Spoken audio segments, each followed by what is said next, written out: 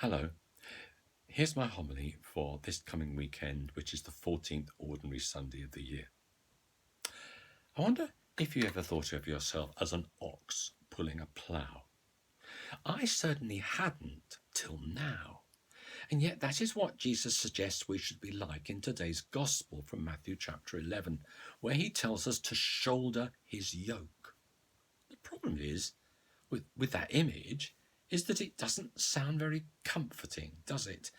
And so we tend to focus in on the promise of Jesus that he will give us rest and avoid the more challenging metaphor.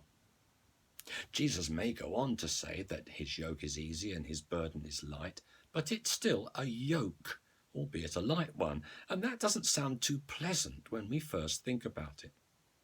Funnily enough, most people don't seem to mind so much the idea of taking up their cross, another of Jesus' challenges, even though it's actually a much harder calling. Perhaps it's simply one we're more used to hearing, whereas taking on a yoke is less often talked about.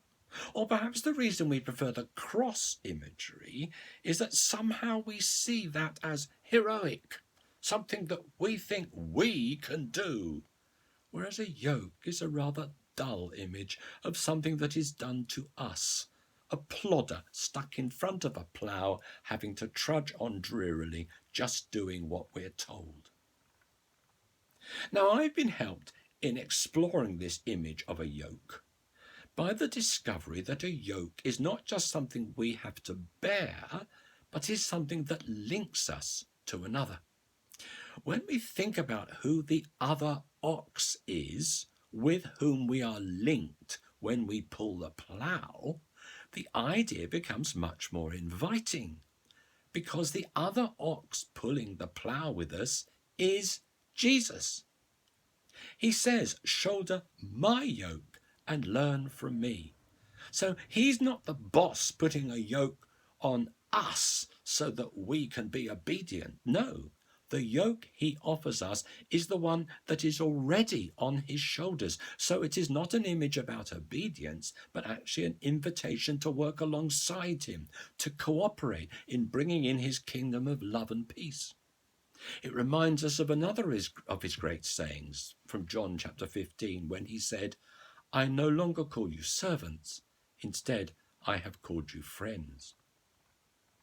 Now, despite this very clear teaching, there have sadly been many in power in the church down through the centuries who haven't put it into practice, who have quickly turned back to the obedience model.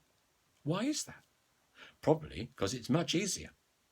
The child asks the parent why they have to do this or that, and rather than taking the time to explain, with many more whys likely to come from the child, the parent simply says, "Because I says so."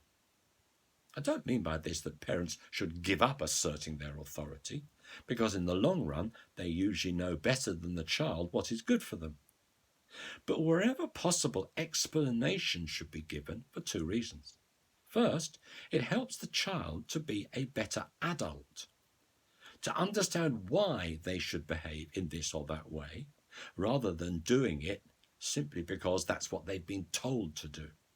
And secondly, because explaining rather than asserting leads to a better relationship between the parent and the child, especially as the child becomes an adult. The greatest praise that can be given to any parent by their grown-up children is that he or she is now a good friend. Now, bishops and priests need to learn this too, rather than taking the easy road of just saying, "I'm in charge," and then moaning when they find it hard to get lay people to do anything. True leadership gives people authority to complete tasks. It knows how to delegate so that people do things well without being watched over. And it allows people to make mistakes and learn from them. I've been intrigued to see this happening more in the world of business. Walking round a supermarket nowadays, you never hear a staff announcement. Instead, everyone working in the store is called a colleague. And so you hear, "This is a colleague announcement. Would everyone who is checkout trained please attend the checkouts?" The danger, of course, is that simply changing the name doesn't necessarily change the attitude of the bosses, but name changes like that can gradually have an effect, provided they are combined with other improved working practices.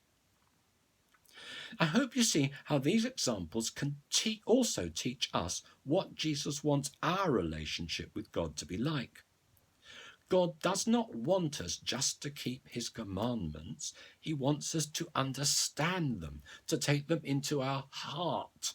So Jesus attacks those who look for a surface obedience, who have the commandments on their lips, but not in their hearts. He teaches us that God is a loving parent, not a military commander. Some might think this leads to a slackening of the rules, but Jesus says no. He wants the rules to be kept even more strictly because people understand them and keep them out of love, not fear. Equally, he teaches us, as in this yoke imagery, that we're called to be his colleagues, not his slaves, to work alongside him, to find joy in what we do because we do it with him.